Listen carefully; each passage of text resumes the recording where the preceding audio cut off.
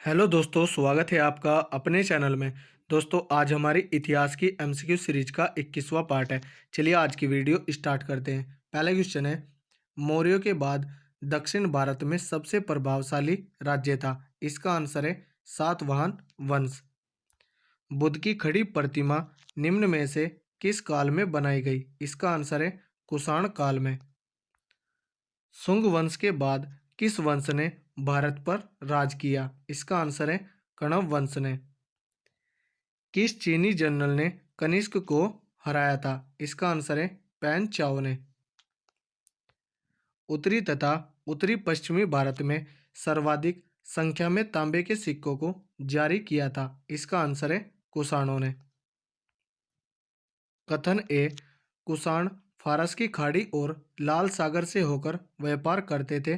कारण आर, उनकी सुसंगठित नौसेना उच्च कोटि की थी। ऑप्शन सी इसका सही आंसर होगा।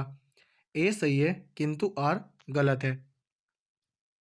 जो कला शैली भारतीय और ग्रीक या यूनानी शैली का सम्मिश्रण है उसे कहते हैं? इसका आंसर है गांधार शैली। कनिष्क बौद्ध धर्म की किस शाखा का अनुयायी था जिसका प्रसार उसने मध्य एशिया व सुदूर पूर्व में किया? इसका आंसर है महायान शाखा का।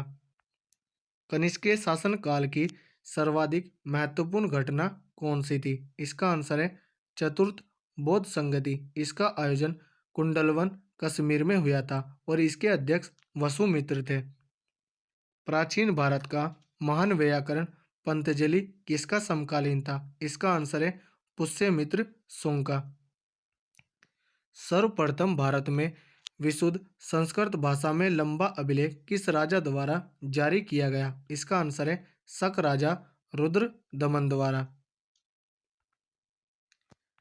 किस राजा के शासनकाल में ईसाई धर्म प्रचारक सेंट थॉमस भारत आया? इसका आंसर है गोंदो फेरनस। किस कुषाण शासक ने सर्वप्रथम स्वर्ण मुद्राएं जारी की? इसका आंसर है कड़फिसस सेकंड ने। किस वंश के शासकों ने क्षत्रप प्रणाली का प्रयोग किया? इसका आंसर है शकों ने। त्रातार मुक्तिदाता की उपाधि किस वंश के शासकों ने धारण किया? इसका आंसर है शक। प्राचीन काल के भारत पर आक्रमणों के संबंध में कौन सा सही काल अनुक्रम है? इसका आंसर है ऑप्शन ए यूनानी, शक और कुषाण। भारत में प्रथम बार सैनिक शासन व्यवहार में लाया गया। इसका आंसर है ग्रीकों द्वारा। ईसा पूर्व दूसरी सदी के प्रारंभ में उत्तरी अफगानिस्तान में स्थापित भारत यूनानी राज्य था। इसका आंसर है बैक्टीरिया। चार धातुओं सोना, चांदी, तांबा एवं सीसा में बनने वाले सिक्के को क्या कहा जाता था? इसका आंसर है कार सापण। सर्वप्रथम रोम के साथ किन लोगों का व्यापार प्रारंभ हुआ? इसका आंसर है तमिलों एवं चेरों का। मौर्य उत्तरकालीन प्रमुख बंदरगाहों में कौन असत्य है? इसका आंसर है कोचीन। निम्न में से किस स्थान को पेरिप्लस ऑफ द इरीथ्रियन सी में पोडू के नाम से संबोधित किया गया है? इसका आंसर है अरिका मेडू में। मौर्य उत्तरकाल में किसने भारत में हिंद यूनानी राज्य की स्थापना की? इसका आंसर है डेमेट्रियस ने। निम्नलिखित में से किसने अपने जीवन के उत्तरार्ध में अपने पुत्र के हाथों में राज सत्ता सौंपकर बौद्ध भिक्षु हो गया? इसका आंसर है मिनांडर। कुषाण का संबंध था। इसका आंसर है चीन के यूची जनजाति से। निम्नलिखित में से कौन कनिष्क के बौद्ध होने के लिए उत्तरदायी था? इसका आंसर है अश्वघोष।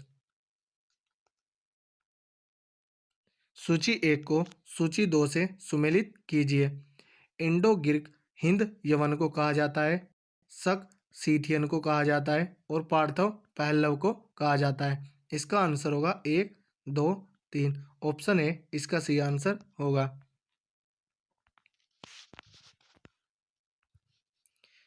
सूची 1 को सूची 2 से सुमेलित कीजिए। सूची 1 में राज्य दिए हैं और सूची 2 में राजधानी दी गई है। शुंग राज्य की राजधानी विदिशा थी। चेदी राज्य की राजधानी कलिंग थी और सातवाहन राज्य की राजधानी प्रतिष्ठान या पैठन थी और कुषाण राज्य की राजधानी पुरुषपुर या पेशावर थी। इसका आंसर होगा 1, 2, 3, 4। ऑप्शन ए इसका सही आंसर होगा।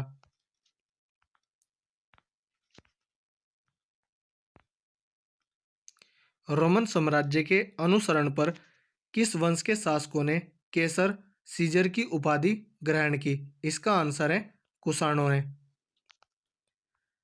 निम्नलिखित में से किसका निर्माण शुंग काल में हुआ? इसका आंसर है उपर्युक्त सभी। बरहूत का स्तूप, भाजा स्तूप, सांची स्तूप की वेदिका व तोरण द्वार। सातवाहन नरेश हाल के समकालीन गुनाडे ने किस प्राकृत ग्रंथ की रचना की? इसका आंसर है वृद्ध कथा की।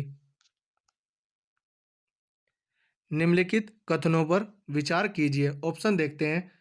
इनमें से कौन सा या कौन से कथन सही है? ऑप्शन देखते हैं। सातवाहन शासक बौद्धों पर अत्याचार करते थे, यह कथन गलत है। पुष्यमित्र शुंग बौद्धों को संरक्षण देते थे, यह कथन भी गलत है। बोध गया में शशांक ने बोधि वृक्ष को काट दिया था, यह कथन सत्य है। तो ऑप्शन डी इसका सही आंसर होगा, केवल 3। प्राचीन भारत में निम्न में से किस एक ने नियमित रूप से सोने के सिक्के चलाए? इसका आंसर है कुषाण ने। कलिंग नरेश खारवेल किस वंश से संबंधित था? इसका आंसर है चेदी वंश से। निम्नलिखित में से किस अभिलेख में चंद्रगुप्त मौर्य और अशोक दोनों का उल्लेख किया गया है? इसका आंसर है महाक्षत्रप रुद्रदमन का जूनागढ़ अभिलेख। प्राचीन भारत में देश की अर्थव्यवस्था में अत्यंत महत्वपूर्ण भूमिका निभाने वाली श्रेणी संगठन के संदर्भ में निम्नलिखित में से कौन से कथन सही है? ऑप्शन देखते हैं। प्रत्येक श्रेणी राज्य की एक केंद्रीय प्राधिकरण के साथ पंजीकृत होती थी और प्रशासनिक स्तर पर राजा उनका प्रमुख होता था, यह कथन गलत है। श्रेणी ही वेतन, काम करने के नियमों, मानकों और कीमतों को सुनिश्चित करती थी, यह कथन सत्य है। श्रेणी का अपने सदस्यों पर न्यायिक अधिकार होता था, यह कथन भी सत्य है। तो ऑप्शन सी इसका सही आंसर होगा, केवल 2 और 3। तो दोस्तों, यदि हमारी वीडियो अगर आपको अच्छी लगी हो तो कमेंट करके ज़रूर बताएं। धन्यवाद।